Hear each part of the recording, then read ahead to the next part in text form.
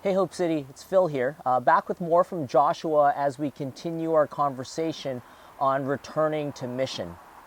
Today we're going to talk about how we fight the impossible battles in our lives and in the mission that God has called us to as a church. And I know this might be a timely word for some of us, because I know that for some of us right now, there's a lot that we're up against.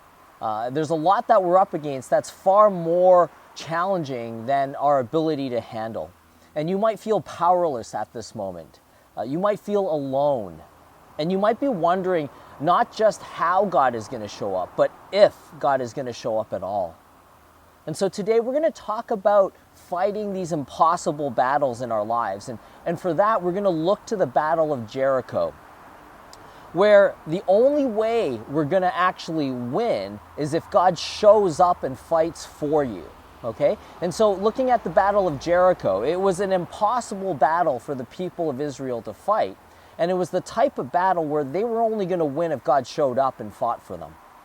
And so the Battle of Jericho, if you can even call it that, is where the people of God learn that the battle belongs to God and not to us. Okay? The Battle of Jericho is where the people of God learn that the battle belongs to God and not to us. And so today, as we look at this passage, we're going to talk about three choices that we have when we find ourselves fighting impossible battles in our lives.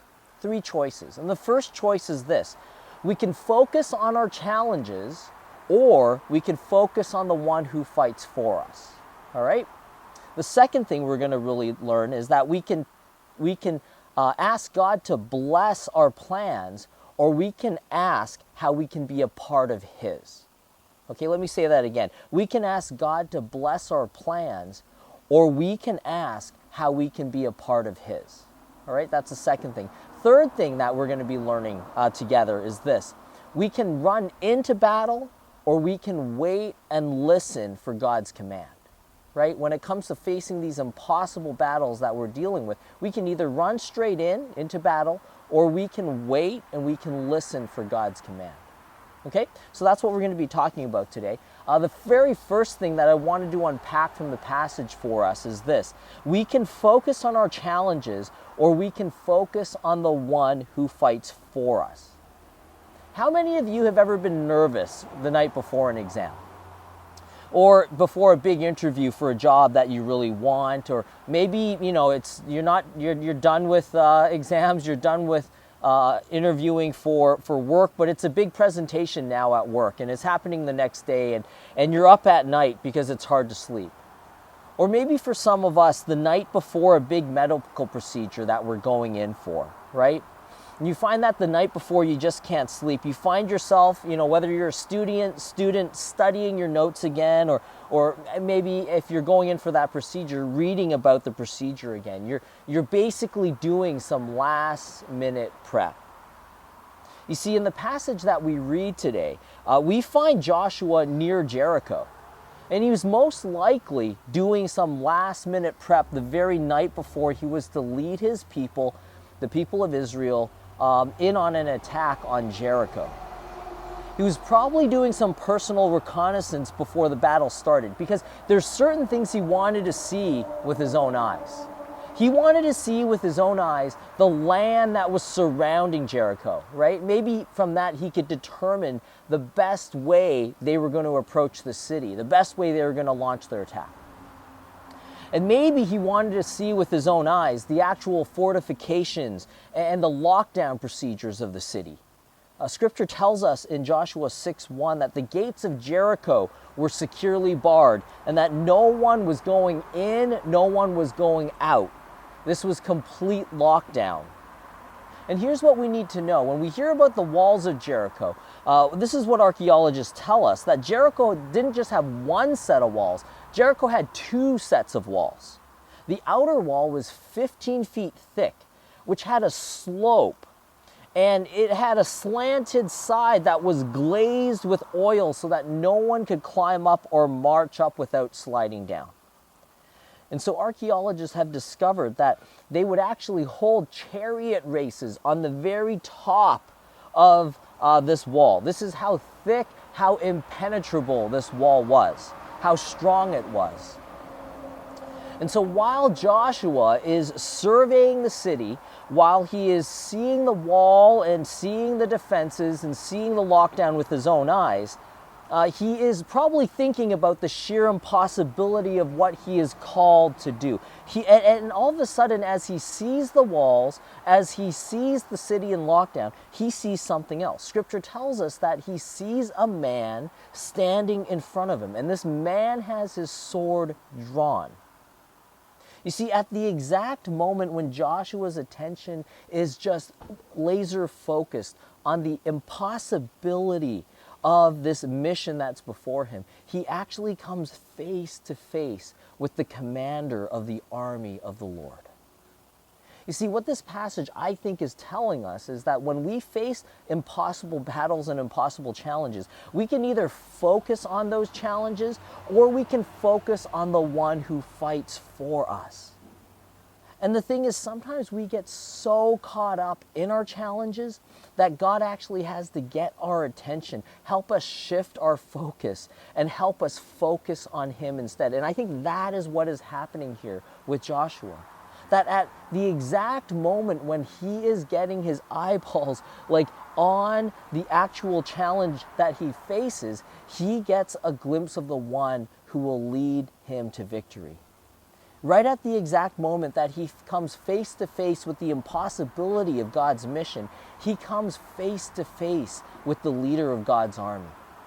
And so perhaps the challenges that you and I are facing are not a call to obsess or a call to lose hope or a call to just figure out how we can make it on our own. But perhaps the challenges that you and I are facing are impossible because they are calling us to seek the face of the one who fights for us. So the question I want to unpack with you, not just right here, but hopefully in your microchurches as well, three questions that kind of arise from this first part of the passage. The first is, what are some challenges, what are some difficulties that you're facing right now? All right? Second question, how has God been trying to get your attention through the challenges and the difficulties that you're facing? Okay? And the third is this, how can you intentionally seek God's face in the midst of these challenging times? Sometimes God's just going to get a hold of you. He's going to use these challenges and you're just going to be drawn to your knees in prayer and drawn to seek His face. Other times, you're going to have to actually, discipline yourself to seek Him out. You might have to wake up a little earlier before the challenging day hits, before anything happens in the day, just to kind of seek Him out, just to get oriented around Him and the reality of His presence and the reality that He's for you. All right? So a couple of questions for us to kind of discuss and share within our microchurches.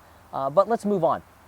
The second thing that we can really learn from this passage when it comes to facing impossible battles and challenges in our lives is that we have this choice, that we can ask God to bless our plans, or we can ask how we can be a part of His. Let me say that again. We can ask God to bless our plans, or we can ask how we can be a part of His.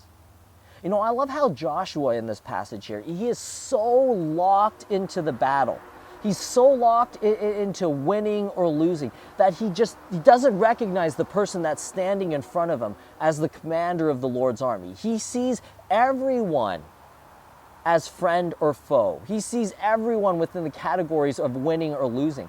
So much so that this man that's standing in front of him has his sword drawn, and that's his question. Are you for us or are you against us? Are you friend or are you foe? And I imagine Joshua, being the soldier he is, being the combat veteran that he is, he most likely drew his sword as he asked this question. I mean, he was prepared to strike depending on how this man answered his question. Are you friend or foe? And as you'll find out later in this passage, if he had swung, you would find out that he would not have won. The man basically says in response, wrong question. I'm not here to talk about whose side I'm on. I'm not here to talk about winning or losing. I'm here to tell you that I run this thing. Joshua clearly gets what's going on because in verse 14, it tells us that Joshua responds by falling face down in reverence. And now he's asking a different question.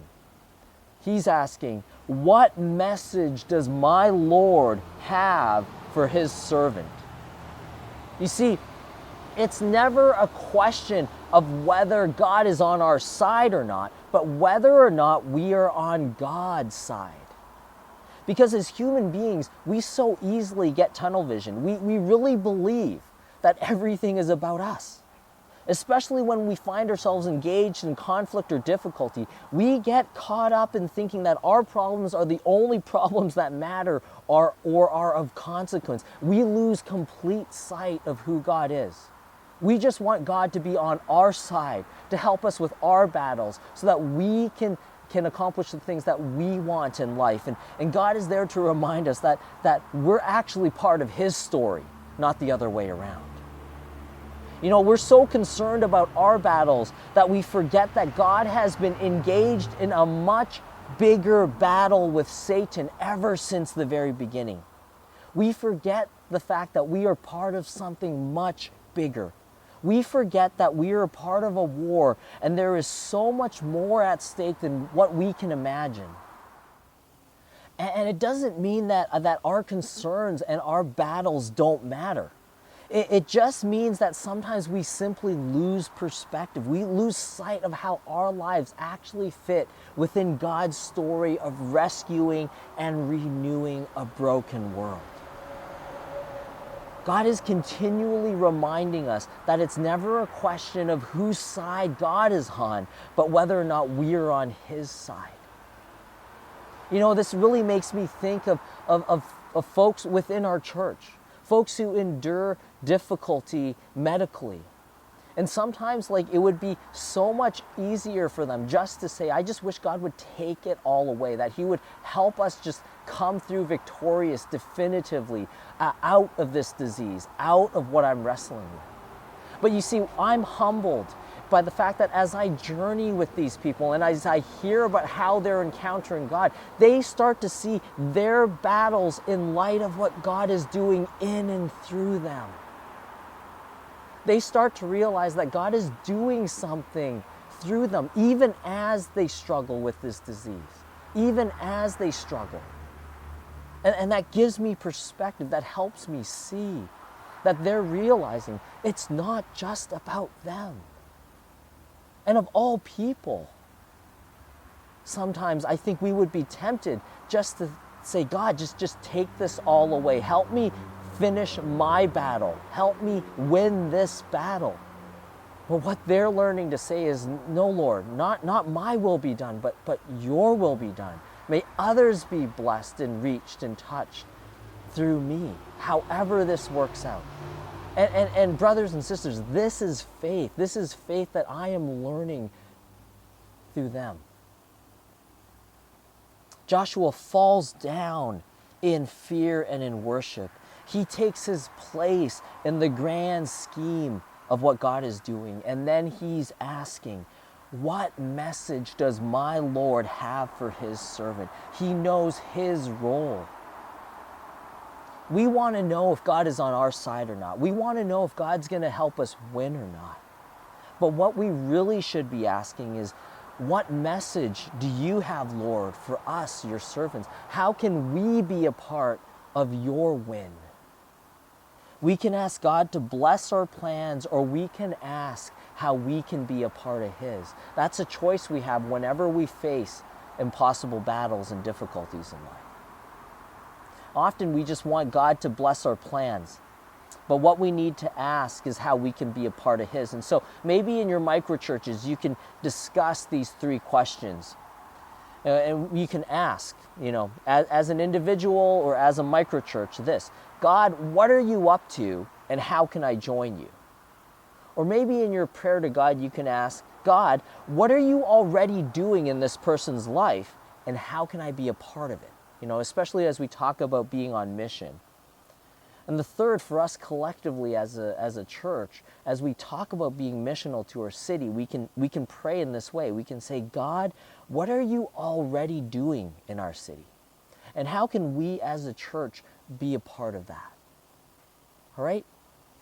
Third and final kind of point that I want to draw out of this passage is that when we face difficulties and challenges, we can either just run into the battle or we can wait and listen for God's command. We can either run into the battle or we can wait and listen for God's command. You know, reading this passage here, the Israelites are probably ready to fight at this point. They're all healed up. They have their swords and their shields and their spears ready to go. They had probably discussed strategies and plans. They were broken up into different units. They were ready. But all of a sudden, God meets Joshua and God gives him a new plan. A plan that wasn't centered on fighting, but simply marching. Walking, to be exact, behind the priests that were carrying the Ark of the Covenant and some priests who would be blowing some trumpets as they walk. They were going to be more of a marching band than an elite group of commandos. You know, you would think that in order to penetrate those walls, you had to find, a secret way in. But you see, God's plan wasn't better military strength or strategy or stealth. God's plan was simply about helping his people learn to trust him and do what he commands. Because that is actually when he shows up and fights for us. And this must have seemed strange or ridiculous and maybe even cowardly to the people of Jericho. You know, all this marching may have made it seem to them that maybe the Israelites were just too scared to fight. And so every time they would walk up, walk around, check things out, have a look at the walls, get scared, and just go back to camp. But you see, God's people weren't scared. God's people were waiting. They were waiting for God to tell them what to do next. This marching was part of their spiritual posture. This waiting, this learning how to trust. And so they march around Jericho for 7 days. The first 6 days, they just walk around the city once, and then they go back to camp. And on the 7th day, they walk around the city 7 times. And when God gave Joshua the order, they were to shout with all their might. And what Scripture tells us is that the walls that were impenetrable, they melted and they crumbled into dust and rubble. You know, I wonder why, God couldn't have just shortened this whole battle by having the Israelites walk around the city of Jericho just once. Or maybe they would just walk around the city of Jericho only for 1 day, but 13 times if he really wanted them to get all their steps in, right? But I wonder if God wanted to give his people an opportunity to learn to trust him over the course of that week. When nothing seemed to be happening, to just keep trusting, to just keep obeying what he commanded, to just keep waiting, knowing that and he'll come through for them, trusting that he'll come through for them. You see, trust is developed over time. When we take God at his word, even when we don't see results, even when we face ridicule, even when trust, that's when trust is made real. When the results don't come immediately. When we wait and we listen. And we wait some more and we listen. And we wait and we wait and we wait. And he shows up. That's when our trust and our faith in him is actually strengthened. Through that exercise of waiting and listening. You see, we can run straight into battle or we can wait and we can listen for God to tell us what to do. And I think that's when we see that God will show up and fight for us. The question I would like to invite you guys to wrestle with in response to that point in your microchurches is this. What are you waiting and listening for in this season of life?